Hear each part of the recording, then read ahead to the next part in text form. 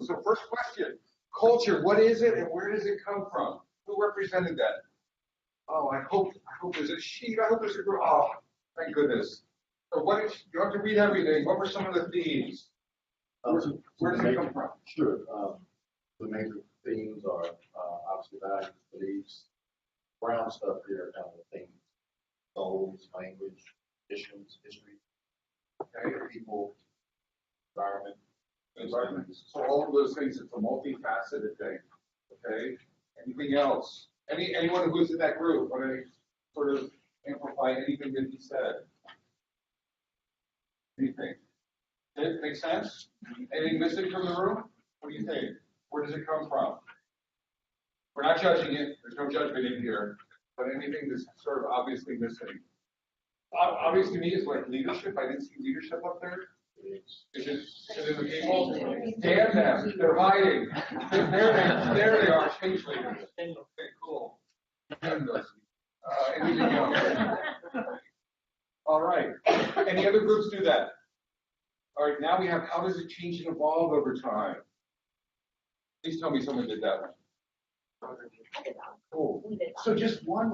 Is there one in the room? Everyone? Did everyone take? No, there's two. Oh, cool. All right. I want to hear from both. Go ahead. Okay. So we delved into a lot of conversations. We got 2 vignettes done. But we talked about 2 examples where we've seen this. Number one is kind of how culture has, we've seen it evolve from a place that's really formal and buttoned up with very, I guess, detailed expectations about how to exist in a space versus, and then after is the less formal, but probably more productive, more about the work you're doing instead of, you know, all of, I guess, the red tape about how to be in the workplace and things like that. So that's one way that culture evolves is just setting expectations of how to work in the workplace. Okay.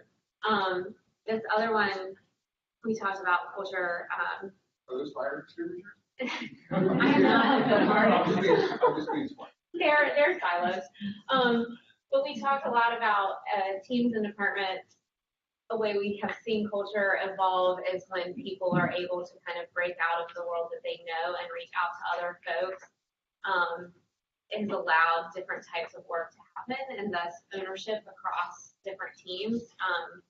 But an interesting point I think that we covered here is that this is a very drastic before and after, and it doesn't happen instantly. Right. And so this drawing is not necessarily the most, doesn't speak most accurately to how this goes down. We talked a lot about the stages of learning how to be collaborative maybe within your department and fostering that sense of ownership to reach out and bring people in, and then as that grows, being able to kind of break that down and build bigger projects. So I love that. So it didn't fit a vignette. It's sort of a cascading vignette of like different positions at different points. Right. Like, it's more of a marathon, not a sprint, exactly. Which we wanted to make sure we pointed out.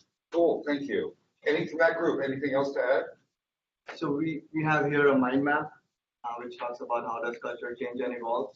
So everyone noticed mind map. Woo!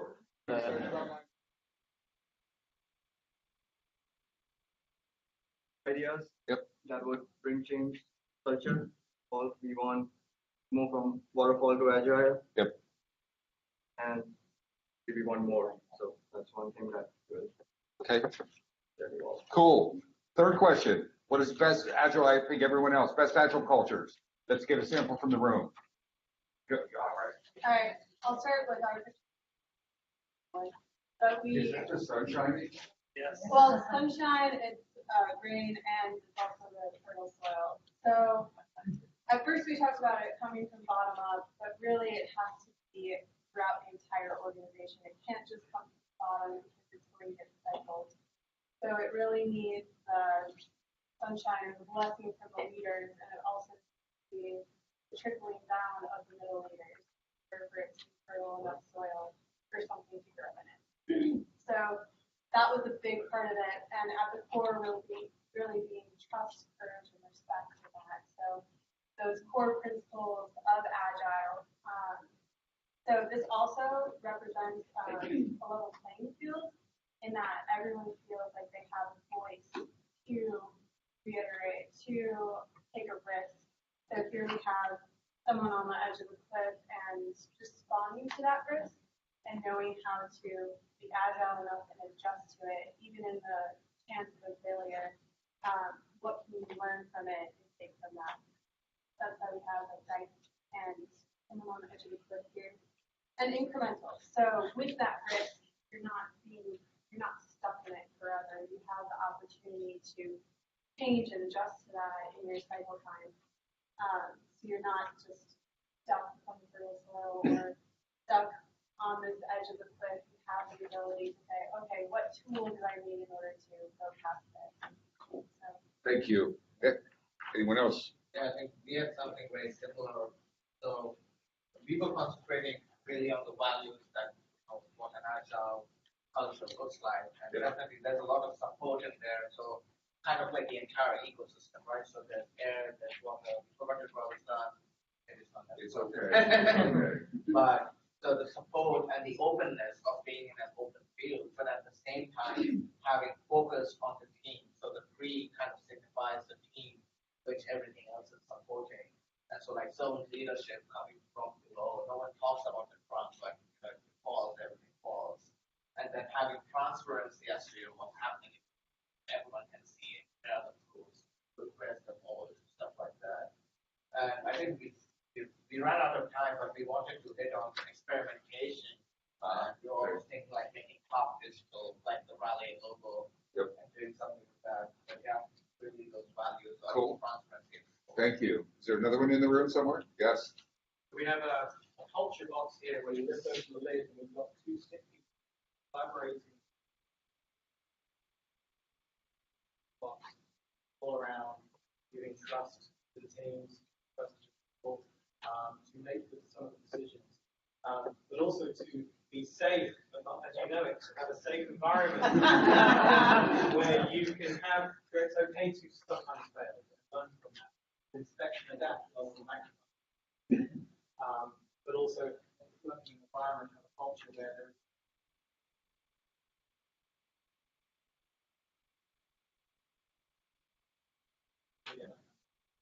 I try not to judge them, but I wrote a blog post a while back talking about forgiveness, and that's a term we don't often use in Agile, and like forgiving ourselves and forgiving teams, and just so we talk about safety and we talk about failure, being failure friendly, but there's also this notion, I made a mistake, just give forgiveness. I just wanted to point that out. That sort of warms my heart a little bit.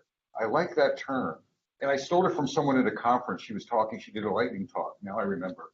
She talks about the importance of forgiveness, and you hardly ever talk about that term in technology context, right? So thank you for that, team. But everyone else is a winner in here, so I'm not putting them up on a pedestal. Everyone won in here so far. Yes. Anyone else? Any more? Yes. So personally, when you were asking us to be RT and you were trying to answer a question, I grew up in the Northeast. Warm spring breeze. Yep. It doesn't happen quite as much down here in my experience, but for those of you, It does not. you know, the day when you just feel that breeze start to blow, you know the spring is on you. It's funny, as our group went through a whole series of words, and we started to talk about the imagery that we wanted to convey those words, and somebody threw out, it's an ecosystem, right? And that's so true, because that breeze doesn't exist if the sunlight's not there, right? Breeze doesn't become warm on its own.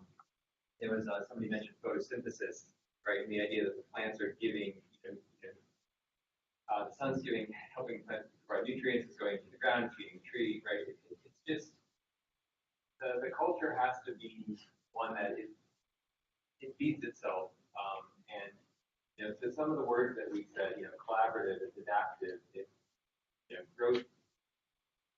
Looking at growth is looking to think about how plants grow, they expand, they seek opportunity, they don't constrain themselves. Safe down, things that nature's not inherently safe, but nature as a unit, continues on. It responds to failure and it keeps going. So this is our approach. Thank you. Any more? Is that it? That's it for the room. Please sit down.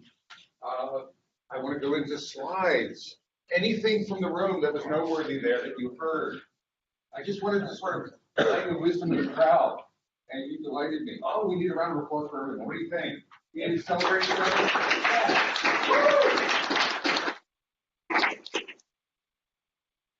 So, it's culture, structure, process, organization, all of that. This is an old, these were the three, I took these 4 questions and I merged them into 4. I just wanted to sort of explore this bubble in some way. If you go to the next slide. So what I want to do is I just want to cover some cultural ideas. I'm not going to tell you what to do to build culture. I'm not going to give you I'm not going to give you a scaling framework. I'm not going to give you a checklist, but I'm going to talk about some things that I found are aspects, almost like the team back there. These are terms or tools or things that are aspects. One starting point is I would highly recommend at least researching the Lulu cultural model. And if you go to the next slide, I hope there's a picture. There, maybe the next one, or bigger one. There we go. And Lulu talks about sort of colors related to cultural sort of stereotypes or archetypes. And there's orange and amber, there's red and amber and orange and green and teal. If you've ever heard this. So in this spiral dynamics model, does that not suggest that when you do an agile transformation, you have to do it at the level that they're at, right? To go from power to teal, that ain't gonna happen, right? It's not, so I think there's a proximity. I think there's an alignment. I don't know if there's a direct order. Like I've never, for example, I present this just to get your sort of ideas around culture as layers and colors. I'll come back to that question, to be honest. So red is sort of command authority, like the mafia is red. Some militias are red. Amber, governments, public schools, traditional churches. They have a long-term perspective, hierarchical organizational charts. Orange is a lot of large corporations. So orange is a prevalent color today in many corporations, profit-oriented. Objectives, having goals and objectives. We're not saying orange is bad and teal is good. Accountability, meritocracy, innovation. You're trying to drive innovation. That you're trying to plan innovation. Make sense to everyone? Green is starting to get into Agile land. Agile is the land of green and teal. What does green look like? Stakeholder balance, culture over strategy, empowerment, shared values, customer focus. Doesn't that resonate with the Agile principles that we sort of talk about a lot? Engagement. And then teal, higher purpose, anti-fragile. So some green companies. There's what's up there? Ben & Jerry's, for example, Southwest Airlines. Orange would be traditional companies. IBM, I'll always pick on IBM. So we'll pick on IBM. IBM isn't there. Fidelity, I have to pick on Fidelity. I'm just kidding around. What? I knew there were some Fidelity folks. I wanted to fight with the audience. Yes, that's what not to do in a presentation, is pick with the audience. By Bob Galen. I'll use it as a client. I have a client that I'm coaching right now. They're in the South. They're an insurance provider. They're a relatively long-tenured company. And they're in the middle of a transformation. And what we find is that the teams are orange to green, if that makes sense. They've been trained, and they're aspiring to green. So the teams are learning. They've been doing Scrum. It's actually, all joking aside, a safe shop. They've been doing Scrum for about 2.5 years. And the teams, you can see them evolving from orange to green. Very few companies are in one color. Very few individuals are in, it's a blending. So they're in this blended space. The interesting thing about this company, and they called me in to do an assessment, is the leadership team. Guess where the leadership team is? Anyone guess? They're not mafia. What? Good try. They're the mafia. Power, fear, chaos. They're slightly above that. They're slightly more above. So the leadership team is amber orange. Does that make sense to everyone? So they're slowly embedded in like sort of amber orange, and the teams are orange green. And one of the interesting things is as the teams grow, guess what's happening in the organization? It's creating more tension and a lack of alignment. And to the gentleman's point here, if you want to go agile, it's not just we want to be aligned, not just at a team level, but we want to be at least cognizant of what is our place, what is sort of our level, if you will, what is our color, what is our organizational lineage, and we want to be sort of aligning. And that was one of my recommendations to them. I'm like, at this level, as the teams continue to grow and the leadership team stays entrenched, you're going to create more and more tension over time. Don't do what I said. Don't tell this to your companies. This is just my approach. And I was using this as a model to share with them. And my point was, the leadership team either needs to start aggressively moving themselves with training, with culture, with alignment, or don't go agile because the tension is increasing. The teams are feeling more and more sort of control. The metrics. So what kind of a metrics would Amber urge? You know, traditional metric measuring teams. The teams are looking for more agile-centric. So it's creating this tension and a lack of alignment in the organization. Everyone with me? So this model is really useful. So it's not a grading system. Don't go to your boss. You are Amber, sir. You are strong Amber, you saw, or red. You are red. You are equivalent to the mafia. It's not to be used as a grading system. It's not. It's more insightful as to where are we. Let's move on. So the model is very useful from that point of view. The point of this slide is very often org structure plays a part in the behavior and the cultural behavior in the org. Ever see that? Hierarchical structures do play a part. What matrix structures do play a part? There's this talk of in agile organizations, what are we doing to the org charts? Trying to flatten them to some degree. That doesn't mean we're firing. I'm not going down firing manager lane. We don't need managers, and we don't need project managers. But there's this notion of organizational behavior and structure, and it also follows leadership behavior. Everyone with me? I heard a little bit. I was sort of going for leaders here. I actually think that leaders play a tremendous part in setting the tone of the culture, of setting the ecosystem. So the container, I was hearing containers, boxes, container over there, the ecosystem. I think leadership sets the tone for what survives in the ecosystem and what doesn't. What behavior are we looking for? Next slide. So this is the structure point I was making. Craig Larman talks about culture follows structure. So culture, behavior, mindset follows system and organizational design. If you want to really change culture, you have to start with changing structure because culture does not really change otherwise. That's why Craig is sort of the co-founder of Large Scale Scrum, Les. And Les attacks structure in organization. It tries to force flattening. It tries to reduce managers and things like that. And that's one of the reasons, and it's very aggressive. And it doesn't survive very well because it alienates. It's not very friendly to organizational structure. But the reason that he's trying to do that is he's trying to aggressively sort of move the culture of the system. I think you can do it more softly than he's talking about. Next slide. Jürgen Apello talks about this, the culture of any, I love this quote, the culture of any organization shaped by what? The best behavior the leader is willing to amplify. Everyone. Leaders play this part in setting culture, and it's not just what we say, it's how we walk our talk. So it's behavior. It's not, do I have a slide deck? We're going agile. Or I have PowerPoint slides. We're going agile. Or I have a new model. Right? I have a new framework. I have Bob Galen Agile Framework 2.5. And clearly I know what I'm doing with Agile. So I'm going to show that. It's like that's talk. It's how am I behaving? Am I walking my talk? Because teams read that. Everyone with me. They read your lips, but they more so read your behavior. Are we walking? The talk becomes so important from a leadership culture perspective. And he talks about that. What's the core? There's a corollary to that, isn't there? There's a negative corollary.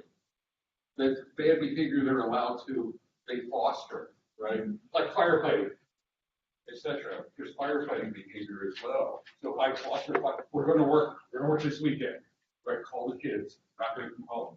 We're going to work on firefighting this weekend. So is that, if I'm amplifying that negative behavior as well, that has an effect on the culture. Everyone with me, right? That sets the tone. That's where we're going as a culture. Now, again, great teams can try to sort of fight against that pressure, but the stream is going in that direction. So a little cultural thinking, giving you some patterns to think about. Culture, it's a very fuzzy thing. It's an amorphous thing, and we discovered that. Next slide. I like this. The spine model is a useful tool. There's a link there for it. I encourage encourage you to look at it. But what it tries to focus, where is our tendency culturally is towards in what direction? Everyone, tools and practices, would you buy that? Daily stand-ups at 15 minutes or 14.5. Are you asking these 3 questions? I hope that also, because those are the only questions we can ask, right? So what am I emphasizing? Tools and practices. And that's actually a comfort zone. And many we go to, I can't tell you how many clients I work with, and we're going to buy a scaling framework and we're going to buy a tool. And that's like the 2 focus points. And those things are important, but what we want to do, what are our needs? As a corporation, what are our values? And what are our principles? So anytime you can flip it, that we can talk about practices and tools, but where do we start? Where do we want to start the conversation? We want to start it up and move down. But where do we typically start? Bottom. And very rarely, we start at the bottom and stay at the bottom. We circle around those things. So very useful model from that point of view. From a culture, I think healthy, and not healthy, but sort of agile ecosystems. One of them is right at the top of the slide. Next slide. 5 dysfunctions of a team. I heard trust and I heard safety earlier. Everyone with me. The fundamental importance of trust, and it's not just downward trust, it's 360-degree trust in the team. I remember my friend, a colleague of mine, Mary Thorne, he once did we worked together, and she was leading a QA team at a company. And we wrote in the 5 dysfunctions, and they have an analysis, they have a framework, an assessment framework that they do. And she was feeling very cocky. She tells a story.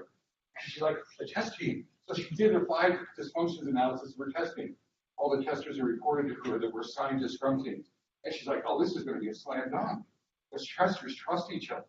Right? They're in my silo. We trust each other. So she was feeling very cocky about it. It's like, we're going to knock it out of the park. What she found is that the scores of the test team were less than and the scores of the Scrum teams. And when she talked to her tester, they were like, Mary, it's the teams are like our street gang, right? We're loyal to our teams. We're loyal to our function, but our prime loyalty is actually to our team. We trust our team, or it doesn't mean we don't trust you. We just trust our team more than we trust. I don't know what the other testers are doing. They're on other teams. So there wasn't that. So it's not just team, but you want to build up the trust. And fear of conflict in this case is conversational. So you want to translate that. You don't want fisticuffs. You want us to have those challenging conversations around design. Challenging conversations around, are we building the right thing? Challenging conversations around, is this estimate right? Those things, those conversations we very much avoid because of conflict. We want to have those party conversations. We want to have the respect to have those conversations, debate where it's appropriate. So the 5 dysfunctions, focusing here is a fundamental aspect in getting strength here to the results and building the culture. So 5 dysfunctions are really cool. Uh-oh. I went to the bottom of the slide. Sorry about that. Next one. Google, you've probably all seen this. Google did, I forget, it was like Project, anyone know what the project name was? Aristotle, thank you. I was thinking Project Mercury. I was stuck in like space travel, right? So I was thinking, I knew it wasn't a Mercury thing. Although Mercury wasn't. Okay. So Google and the notion of safety. So psychological safety, team members feel safe. I heard safety from a couple. It's incredibly important, I think, culturally, to create this safety. This is where I think leaders can set the tone. Like, for example, safety to fail. One of the things I try to do as a leader when I've been lucky enough to be in the inside of a company and leading them, is I can tell the teams that it's safe to fail, or I can show them by my failure that it's safe to fail. I can model the behavior. Now that's risky because now I'm showing the team my weakness. I'm showing my vulnerability by giving them that license for that safety. So safety is very often like demonstrated, it's modeled, it's that walking your talk, etc. Everyone with me? So psychology, it was their #1 Google, and I very rarely reference Google, but it was their #1 thing that they anchored onto a differentiator at a team level, at a culture level, at a company level for what made them different, what made them perform.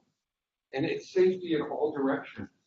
So a lot of times folks look upward and say safety upward. Is my boss So I pick on leaders. Leaders play a part. But have you ever worked in a team? It's psychological safety at a team level. Is it safe for me to ask for help in the team? Is it safe for me to make a mistake in a team?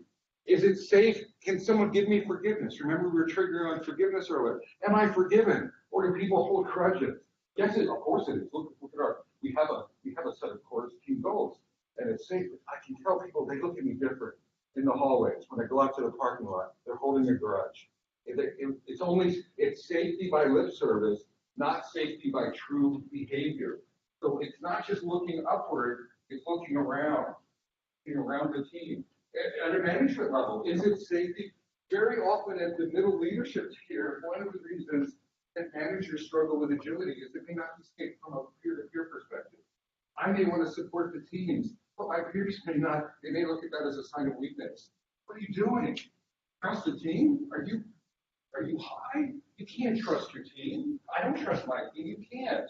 We need to measure. We need to keep up with measurements. Next slide. I wrote a blog post a while back and I talked about the importance of creating space. I think part of culture is we ride teams thinking, run it over capacity. I think the world, I talk to so many clients, and I think it's part amber, part orange, that mindset, it's part history, but we run people at 120% capacity. Does that make sense to everyone? We run hard. It's a competitive landscape. We're a startup, etc. And we're not creating the space for high performance. We're not creating the space.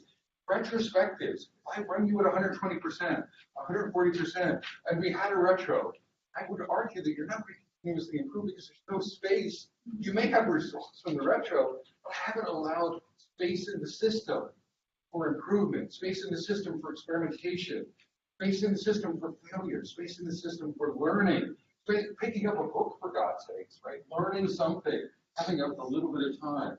So it explores leaders' role in creating that fertile space for the development. Again, it's that emergent ecosystem where space to change is important. Next slide. There's this wonderful book, it predates Agile, by Tom DeMarco. He kind of wrote Slack. I forget that, it was out in the late 90s, mid-90s, I think. Now, it's similar to hackathons, innovation days, Google 20% time, etc. I want to go to the next slide, please. But the real quote is this. I want you to remember, Slack, this is what I'm talking about, creating space, culture. So an ecosystem needs sun, and it needs wind, and it needs soil, and it needs space to grow, and it needs patience to grow. Talk about Slack is the degree of freedom in a company that allows it to change, allowing people room to breathe, to increase their effectiveness. And I love the final part, to recreate, I think, agile cultures. It's a recreation. It's not just that change does it a disservice. We're fundamentally changing the way we think. We're recreating our mind. Agile mindset is a recreation of our old, whatever our old mindset was.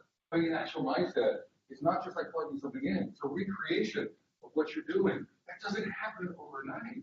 So part of the culture is creating space for yourselves. Everyone with me. Part of that, not taking on too many projects, not multitasking yourselves, not defining projects with 100% availability. Allowing people, I can't tell you, when people do sprint plans, like they want everyone to be at zero on their availability. You ever work in a team like that? You have to take tasks until you move to zero, sir. I don't even worry. Like, take some work on, but it's okay for him to reserve some space. I used the resource word there. Someone needs to check. Maureen, can you chastise me after this session? They're not resources, Bob, they're people. So just yell at me in the hallway. Just make a lesson of me. Okay, next slide. The 10 characteristics of an agile environment, just food for thought. Thinking about culture, leadership, so purpose, self-organization, team membership is stable, not overly stable. There's thoughts around in the agile community now that we can have too stable people, and that a little bit of transition is good for a team. A little bit of turbulence and movement is good. Management empowers decentralized decision making. So not just trust the team, but run with it, make a decision. I support you. I mean, in my little head, I'm like, that is the craziest thing I've ever heard her say. But I am fully behind you, and I will go home tonight and kick my cat, but I trust you. So I will do that. Management of power. So temporary documentation, face-to-face, full transparency for trust, small projects, short feedback loops, joy. Another part of culture, I didn't see it. I'm not sure. Is joy, happiness. We need to get back to the joy of why we were doing the software. And I sound like an old dinosaur, but when I got into software development, it was a job, it was a paycheck. I had joy in writing code. I had joy in delivering solutions. I had fun doing that. I had fun working in teams. Years ago, we had Nerf guns. I used to shoot the heck out of everyone, and they used to shoot me. We had toys. And yes, it was serious work, but it was also fun. And then continuous improvement and taking personal responsibility is part of that. Next slide. So the 7 steps to creating an agile environment. I'm just giving you some hints. Again, don't follow these blindly. It's really getting you to think about culture. Where does it come from? How to guide it? How to influence it? Shift to iterative. We heard that. Meaningful goals, self-organization, learning and development, mastery. So personal mastery. And that, again, that connects to Slack. Eliminate performance ratings. Can I get an amen? Amen. Amen. Thank you very much. And then accept leadership mandate. Move on. I wanted you to think about culture. I want you to take it seriously. I want you to do this back at the ranch, back in your company. I love the artistry. I like the notion of ecosystem, the notion of multiple factors.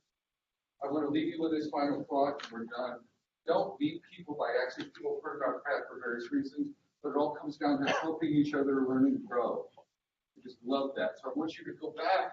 Culture is something where we need to collaborate around growth. It's worth growing. There's a lot of crappy cultures in the world. There's a lot of things that we can do in partnership with leadership.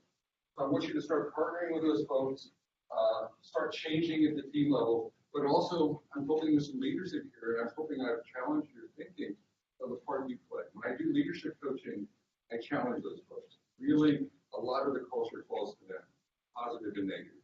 They have such a wonderful place to play in that culture. So I hope you learned something today. Hope you had some fun. Take some pictures. Are there any questions? No, never. We're not. No, we hide them in the bowl. There is the red hat bowl. If you say yes, I don't know. Are the size? Yeah, I think if you want to share that deck with me, yeah. I do have it now. So yeah, I'll share that. So yes. Yeah. Anything else? Cool. Enjoy lunch. Enjoy your day. I hope you got something out of session. Thank you for attending.